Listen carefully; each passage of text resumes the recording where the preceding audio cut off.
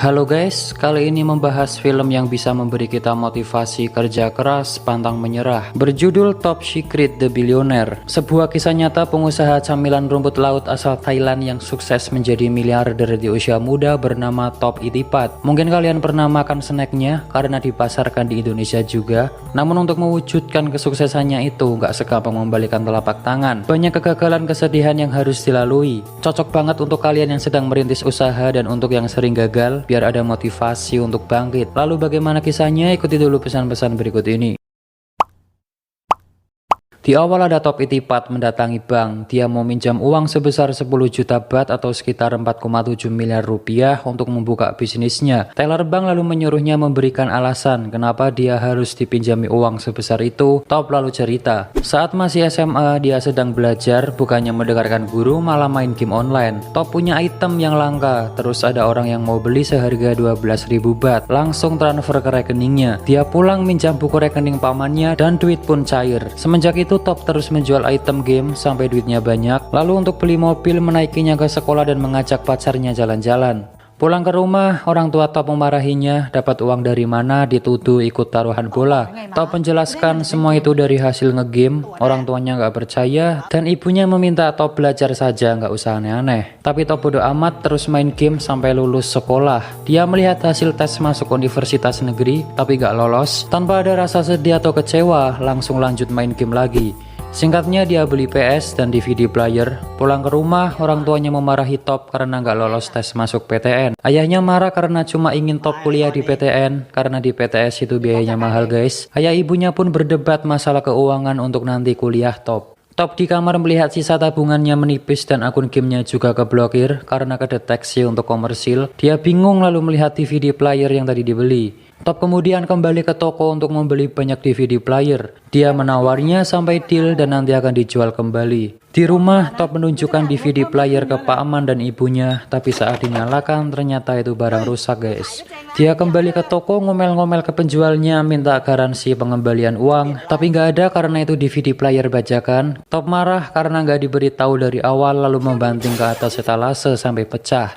Penjual marah menampar Top, dia mau dipukul tapi langsung lari terbirit-birit. Top pulang sambil manyun, lalu melihat ayahnya jalan kaki, ia nyuruh masuk mobil. Ayahnya bilang bisnis itu nggak gampang, jangankan anak kecil, orang dewasa saja banyak yang gagal. Dan menyuruh Top lanjut kuliah dimanapun terserah sambil memberikan uang, tapi Top menolaknya guys. Malam harinya dia mengambil jimat ayahnya dan dijual 100.000 baht. Uang itu digunakan untuk masuk PTS. Singkatnya Top sudah masuk kuliah, tapi saat di kelas dia nggak mendengarkan, malah menyuruh teman yang merekam suara dosen mengajar dan keluar kelas. Dia pergi ke tempat pameran mesin, lalu melihat mesin penggoreng kacang otomatis. Kata salesnya mesin itu belum ada yang punya di Thailand. Mendengar itu Top langsung semangat ingin membeli mesin itu padahal harganya mahal. Di rumah Top dimarahi lagi karena membawa mesin itu, tapi Top bilang hanya menyewa seharga 50.000 baht. Top lalu bertanya-tanya ke penjual kacang goreng bagaimana cara membuat kacang goreng yang benar, lalu mencatatnya. Sedangkan temannya di kampus menelepon Top suruh masuk tapi nggak diangkat. Top sudah mendapatkan resep membuat kacang goreng yang enak. Ia menyuruh Pak Amannya mencicipi, ke ibunya juga, dan kacangnya enak guys. Top langsung mencari tempat jualan di mall. Dia bersama Pak Amannya dengan semangat membawa gerobak dan kacang ke tempat jualan. Saat mall dibuka ramai orang tapi nggak ada yang beli. Pak Amannya sudah teriak-teriak juga nggak ada yang beli. Mereka terus berusaha agar ada yang beli. Top di pasar ngantar pacarnya belanja. Dia mengamati orang jualan gimana caranya biar ada pembeli. Top langsung mencatat kata bonus lalu diskon.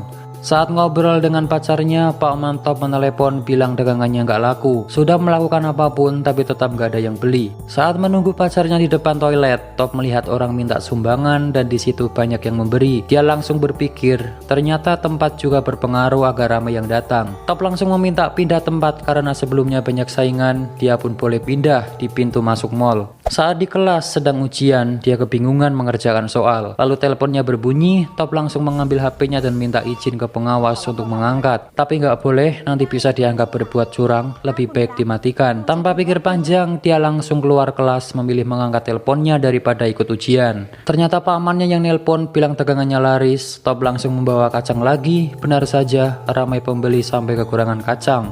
Top lalu bilang ke pamannya akan buka cabang lagi. Dia buka cabang dan sudah punya karyawan guys. Saat itu juga pacar Top datang bilang intinya kuliah dulu baru nanti kerja demi masa depan kita. Tapi Top cuma diem. Besoknya Top masih bandel gak masuk kuliah dan ditelepon temannya dia dipanggil dosen karena terancam mau dikeluarkan. Di tempat jualan Top dimarahi pemilik mall karena asap dagangannya itu mengotori plafon. Dia diancam akan dibatalkan kontraknya. Tapi Top berjanji akan mengecat ulang plafon lalu dia diberikan syarat besok harus selesai. Kalau enggak kontrak batal. Top langsung ngecat ulang plafon dibantu pamannya tapi pengunjung merasa terganggu. Dia kembali dimarahi dan disuruh malam saja ngecatnya. Malam harinya Top kembali ngecat, sekarang dibantu ibunya. Satpam datang bilang mall mau ditutup. Top bilang sedikit lagi, si satpam masih nggak boleh, sudah waktunya tutup nanti bisa kena sanksi. Top langsung ngambil uang untuk nyuap si satpam. Satpam menatap ibu Top dan menyuruh anaknya diajari kejujuran serta tanggung jawab. Uang dikembalikan lalu menyuruhnya segera pergi. Top jalan keluar sambil marah karena target pekerjaannya gak tercapai. Ibunya pun menenangkan sambil bilang ikut saja ibu ke Cina.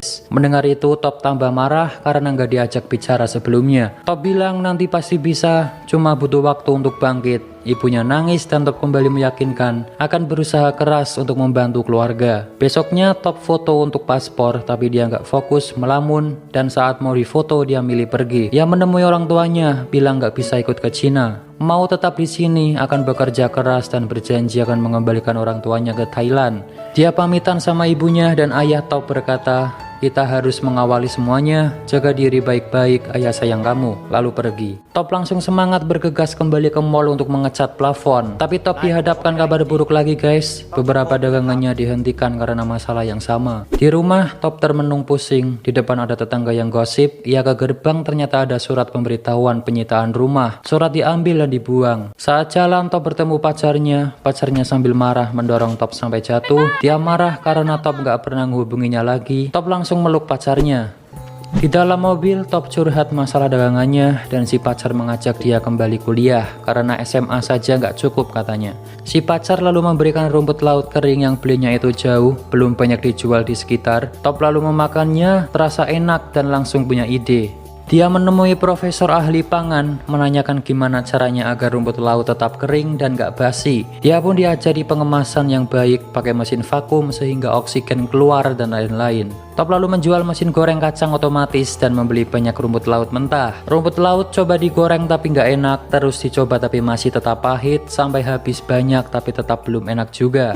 Top lalu menjual komputernya untuk tambahan modal. Pamannya bilang, susulah ibumu, kamu sudah habis banyak uang tapi belum menghasilkan apa-apa. Tapi Top gak menyerah dan bilang, kita harus terus berusaha, kita harus yakin akan berhasil, itu sudah jadi pilihanku, kita akan sukses. Jika kita sudah mulai tidak boleh menyerah. Pamannya pun hanya ngangguk. Top ditelepon pacarnya untuk daftar kuliah. Dia mencoba tes masuk kuliah lagi guys.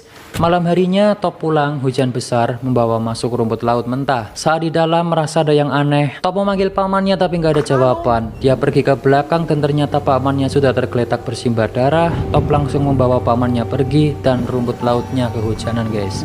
Di rumah sakit Top bersedih karena satu-satunya orang yang selalu membantunya nggak sadarkan diri.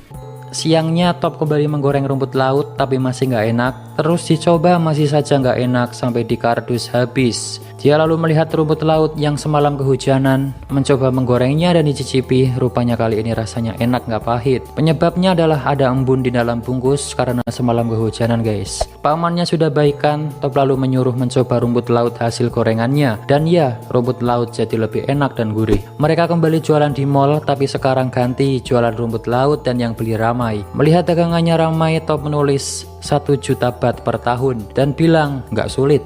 Ibu Top menelepon menanyakan kabarnya. Lalu ayahnya juga ingin mengajak Top nyusul ke Cina. Dia sudah disiapkan universitas di sana. Top lalu tanya berapa hutang ayahnya dan ternyata jumlahnya 40 juta baht atau sekitar 12 miliar rupiah. Top mendengar itu pun shock.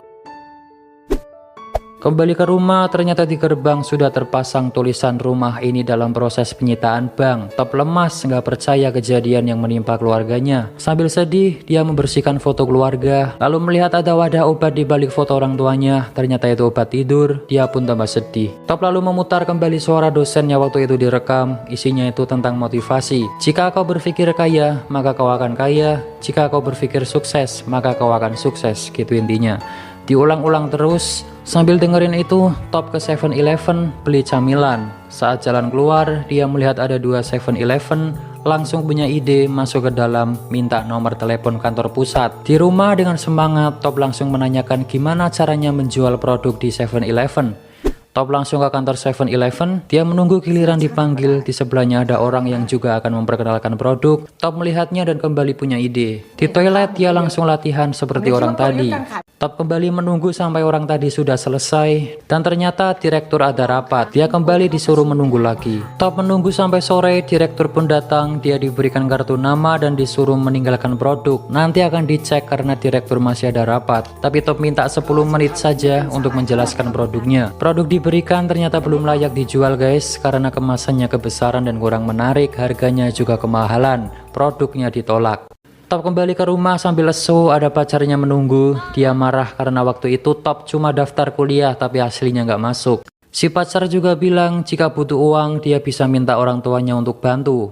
Karena Top ini orangnya nggak suka minta-minta, dia pun marah lalu masuk, kunci gerbang dan meninggalkan pacarnya. Dia pun nangis. Malam harinya Top lusuh lemas, tidur di samping pamannya sambil nangis dan curhat. Dirinya begitu brengsek, pacarnya sungguh mencintai dan mengkhawatirkannya, tapi Top malah membuat kecewa. Pamannya pun menenangkannya. Esok harinya dia masih nggak menyerah, langsung pergi ke tempat cetak kemasan, menyuruh membuatkan desain yang bagus untuk produknya. Dia minta nama produk diganti yang bagus, tapi kata si pria, nama produknya sudah bagus, Tao Kai Noi, artinya pengusaha muda. Singkat cerita, produknya sudah jadi sesuai omongan direktur dan kembali ke kantor 7-Eleven. Tapi ternyata direktur jadwalnya sangat padat. Top nggak apa-apa, dia akan menunggu.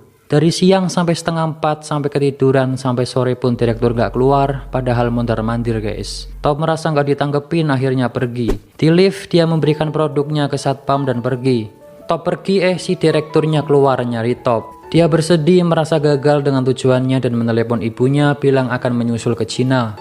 Di lift ada karyawan melihat produk Top, dia tertarik dan mengambilnya, memberikan ke resepsionis, memakannya dengan lahap, dan memberikan ke koleganya karena rumput laut itu sangat enak guys.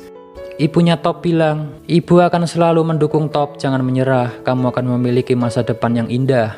Si direktur masuk ke lift dan lihat produk Top sisa 1, dia sepertinya tertarik. Top dipanggil ke kantor guys, produknya diterima tapi ada syaratnya. Dia harus membuat 72.000 bungkus dan mengirimkannya ke 6.000 cabang 7-Eleven. Juga harus dicek kebersihan pabrik tempat produksi. Jika syarat terpenuhi, produknya diterima sepenuhnya. Top pun setuju. Di rumah dia kebingungan gimana caranya bikin 72.000 bungkus dan di mana dia harus menunjukkan pabriknya, sedangkan dia nggak punya pabrik.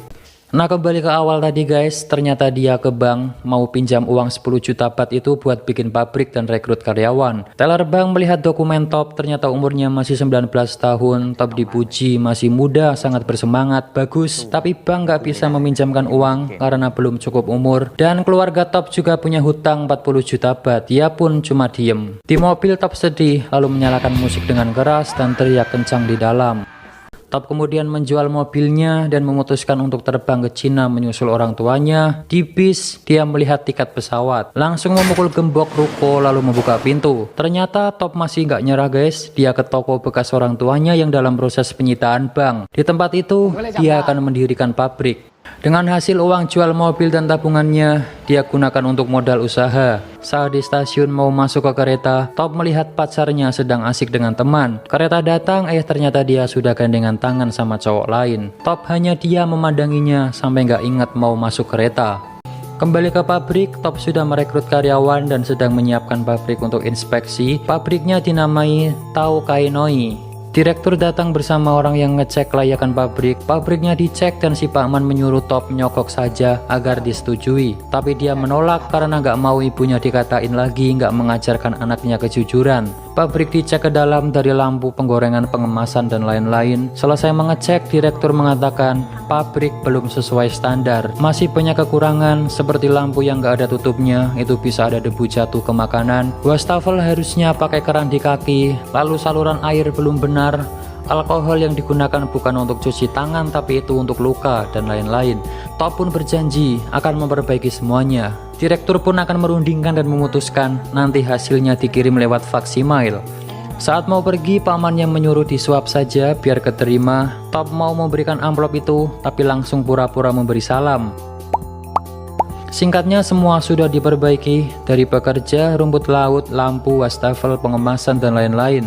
Mesin faksimiler pun berbunyi dan itu surat dari kantor, tapi suratnya nggak sempurna karena printer habis tintanya. Dia pun menerawang keluar, dilihat-lihat, diterawang-terawang, diraba, ada tulisan gede sendiri terlihat, disetujui. Melihat itu Top pun senang. Target 72.000 bungkus sudah terpenuhi, semua orang bergegas memasukkan ke truk untuk dikirim ke distributor. Top langsung memeluk pakmannya dan berterima kasih sambil bilang sudah menghabiskan apapun yang dimiliki. Jika ini gagal, kita nggak punya apa-apa lagi. Top akan kuliah dan nggak keras kepala lagi. Dia langsung bergegas masuk truk. Sampailah di gudang penyimpanan. Dengan semangat Top menemui kepala gudang, tapi ternyata sudah telat sejam, nggak boleh masuk guys. Top memohon cuma terlambat sebentar, tapi masih nggak boleh. Top sangat memohon karena nasibnya bergantung pada produk itu. Kepala gudang melihatnya, merasa kasihan, akhirnya diperbolehkan masuk. Dia pun sangat senang, saking bersemangatnya sampai mimisan guys. Produk rumput lautnya pun akhirnya dimasukkan. Top lalu nelpon orang tuanya, dia minta maaf dan bilang ayah ibunya nanti bisa kembali pulang. Dia pun nangis. Dijelaskan 2 tahun setelah kerja sama dengan 7-Eleven, Top bisa melunasi hutang ayahnya 40 juta baht dan bisa kembali menempati rumah bersama orang tuanya. Setelah 2 tahun, Top kembali ke bank mengajukan suntikan modal. Dia pun menunjukkan rencananya membangun pabrik yang besar. Dijelaskan saat ini tahun 2010, Top memiliki 2.500 karyawan, mengirim produknya ke 6.000 cabang 7-Eleven, mengekspor camilan rumput lautnya ke 27 negara di dunia. Top juga sudah memiliki perkebunan rumput laut di Korea Selatan. Pendapatan Top tahun 2010 sebesar 1.500 juta baht atau 450 miliar rupiah. Saat ini Top berusia 26 tahun. Top sudah sukses guys. Dia bareng pakmannya naik pesawat, main game, senyum-senyum dan ada kutipan motivasi. Jangan patah semangat walau apapun yang terjadi. Jika menyerah maka habislah sudah. Top itipat dan cerita pun selesai.